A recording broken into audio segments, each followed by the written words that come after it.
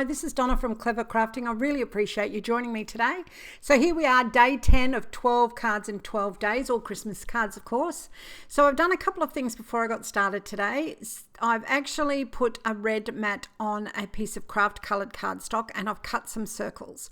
So I can see that the main circle that I've cut out of my cardstock just goes to the red either side of my mat pieces.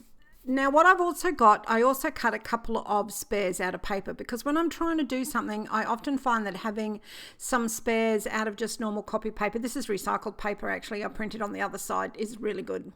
So I've taken a smaller circle and I've just drawn a smaller circle in there. That's, probably about a centimetre or just under a centimetre from the edge. But you can decide how far you want this from the edge yourself when you're making your own. So I'm just folding, this is, my template or my scrap piece of paper in half. And I'm just going to do a little bit of trimming and I'm going to cut a Christmas tree out of the center of this circle.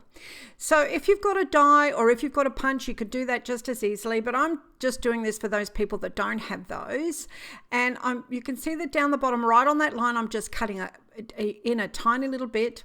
Then I've moved up a little bit further and I'm going to cut right to the edge there. Further. So that's the bottom of my tree.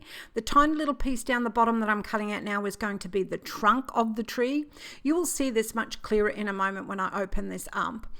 And then I'm going to just grab a bigger pair of scissors and from the top edge where I drew, from the inside edge of that, I'm going to cut down to where that cut mark is on the other edge nearer the bottom. So you can see that that's half a tree shape now. When I open it up, voila, there's a lovely little simple Christmas tree cut out of the circle. So you can in actual fact pop that on there and draw that and then poke in the middle and cut around the edge if you want to. I found though that I could just fold this. This is a piece of cream colored cardstock. It's about a 250 GSM. And by folding it in half, you can't really tell that it's folded. In fact, I think in the photo at the end, you can see it more than you actually can in real life, which is kind of crazy. But anyway, I've folded it in half. So I've got my template and I have folded it in half again as well. I've popped it over the top and I am just going to follow this template because I was very happy with how that turned out. And I'm going to cut away on the cardstock. So I did mention earlier that I cut a couple of the scrap paper ones, just the circles. So if I hated my first tree, I could have cut another one. So that's the advantage. You haven't wrecked a piece of cardboard and you can just keep going until you cut one that you really like. All right, so now I have managed to do that. I'm just going to trim that little trunk piece off. I don't need to have the template on for that.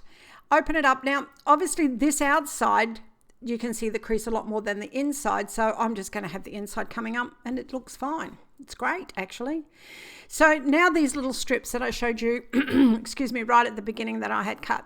So you can actually do this with washi tape. In actual fact, my inspiration came from a card that's very similar to this that was made with washi tape.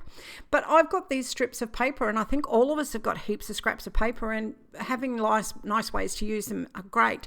So these, of course, these strips of paper are from the set. So I cut these at 1/2 inch. So, about a centimetre, just over a centimetre, not a centimetre, 1/2 inch, potatoes.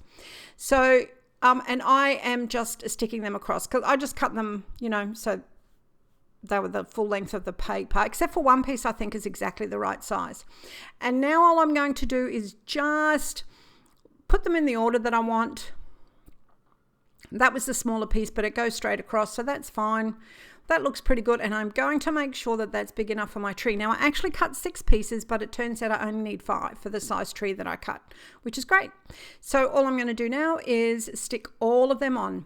Now, I've made sure that they're really butted up right close to one another there, and that's the last one that I'm putting on. You can see that, like that second green one from the bottom is hanging over both sides. That's because I just wanted the plain part of the green, and there was a bit of a pattern on the end.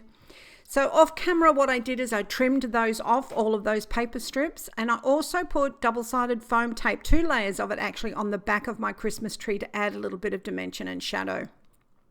And you can see that what I did there is I was just inking up the edges. That's once again with the vintage photo Distress Oxide.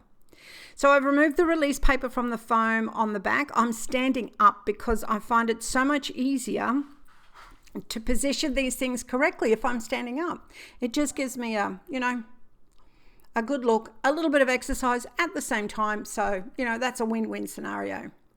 So once again, off camera, I just created a little greeting. It says Happy Christmas. It's from the Christmas greetings stamp set with the little matching various greetings label dies. And I put it on crooked.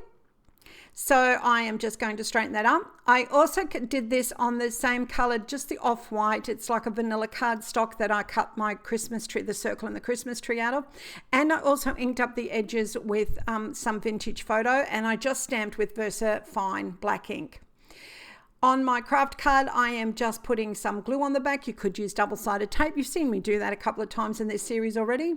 Just make sure that you're putting this on the card the right way, because haven't we all done that? Put it on the wrong way. What a nightmare. Anyway, so that's on the right way, and there's our card done, number 10, all done and dusted. I really hope you're enjoying this series. I really hope you're giving some of these cards a go. I know that some of you ladies haven't been posting them on Facebook, so that's really great to see. If you enjoyed this today and learned something, I'd love it if you subscribe to my channel and give me a thumbs up for the video, because all of that helps me, of course. And share it with your friends. That would be even better. I'll be back tomorrow with day 11. So until then, stay safe and happy crafting.